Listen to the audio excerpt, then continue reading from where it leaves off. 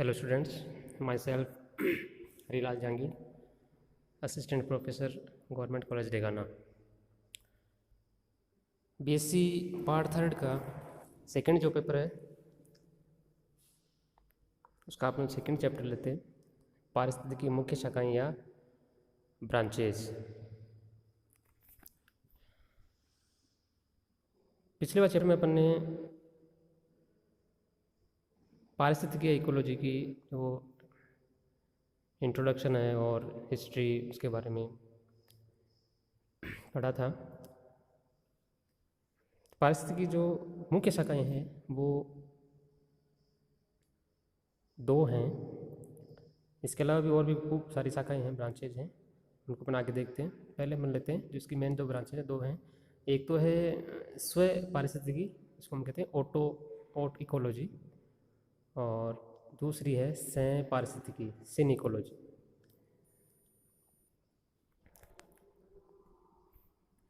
स्व पारिस्थितिकी या ओट इकोलॉजी का मतलब है जिसमें किसी एक इंडिविजुअल या किसी एक जाति का उसके वातावरण के संदर्भ में अपन अध्ययन करते हैं, उसको अपन स्व पारिस्थितिकी कहते हैं। तो इसके अंतर्गत किसी भी जंतु या पौधे की एक जाति और उसके वातावरण का अध्ययन किया जाता है। ठीक है, कोई एक जंतु ले सकते हैं, जैसे कोई भी पक्षी है, कोई मोर है, या किसी प्लांट के संदर्भ में ले रहे हैं या किसी भी एनिमल्स के संदर्भ में ले रहे हैं। ठीक है, तो किसी एक इंडिविजुअल या किसी एक जाति का उसके वातावरण के साथ संबंध हो जाते हैं, उसको अपन स्व पारिस्थितिकी या ओट इकोलॉजी कहते हैं। दूसरी जो शाखा है वो है सह पारिस्थितिकी, सिन इकोलॉजी। ठीक है, इसमें अपन अध्ययन करते हैं जातियों का, विभिन्न जातियों का समूह, विभिन्न जातियों का समूह जिसको हम कम्युनिटी कहते हैं, समुदाय कहते हैं, जिसमें कई तरह की जातियाँ सम्मिलित होती हैं।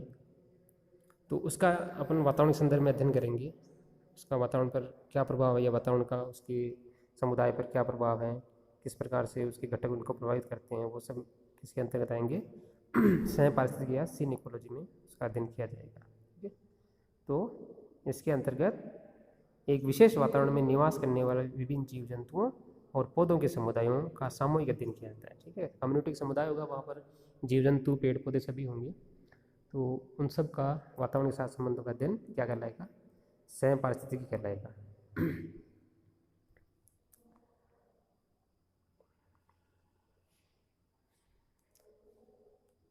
उसके बाद है पारिस्थितिकी की अन्य शाखाएं।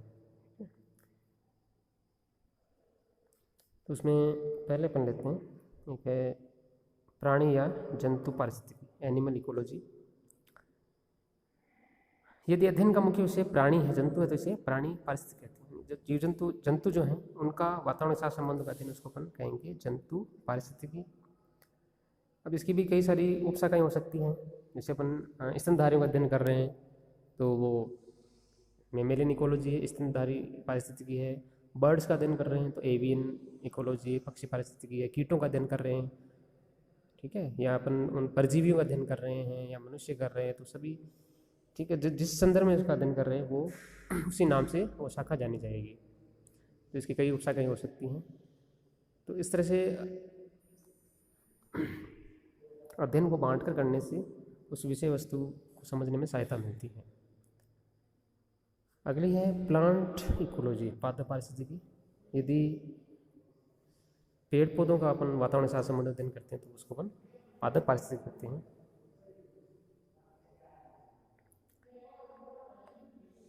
अब इसके अंतर्गत कई सारे अन्य ब्रांचेस हो सकती हैं, जैसे अपन पेड़ पौधों पर जैसे जो हानिकारक पेस्ट हैं, नाशक जीव जो है, उनका अध्ययन कर रहे हैं, या निमेटोड्स का अध्ययन कर रहे हैं। ठीक है, या पेड़ पौधों की जियोग्राफी का अध्ययन करें तो प्लांट जियोग्राफी हो जाएगी। फॉरेस्ट्री, वन विज्ञान जो है, वनों के संदर्भ में अध्ययन कर रहे हैं, या जंगल में पाए जाने पेड़ पौधे अध्ययन कर रहे हैं तो वो फॉरेस्ट्री हो जाएगी।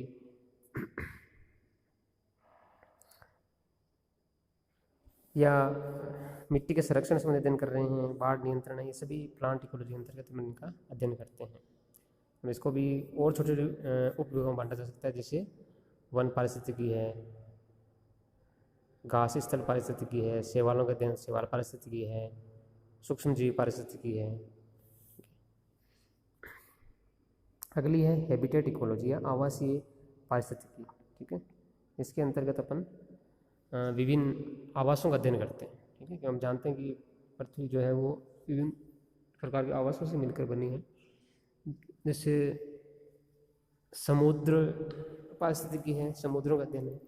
ठीक है, स्वच्छ जलीय पारिस्थितिकी हो सकती है, नदियों का झीलों का अध्ययन करते हैं। ठीक है, या स्थलीय पारिस्थितिकी है, स्थल पर रहने वाले पेड़ पौधे जीव जंतुओं वातावरण के साथ संबंध का अध्ययन स्थलीय पारिस्थितिकी है। बेला संगम पारिस्थितिकी है, जहाँ नदी और समुद्र दोनों मिलते हैं उस क्षेत्र को बेला संगम कहते हैं। ठीक है, तो ये इसमें कई प्रकार की हैबिटेट इकोलॉजी की ये प्रकार हैं। तो उसके बाद है भूगोलीय पारिस्थितिकी, इको जियोग्राफी, विभिन्न प्रकार के जीव जंतुओं का पेड़ पौधों का पृथ्वी पर वितरण किस प्रकार से है। ठीक है, किस प्रकार परिस्थितियाँ उनको चाहिए, किस प्रकार परिस्थितियों में वो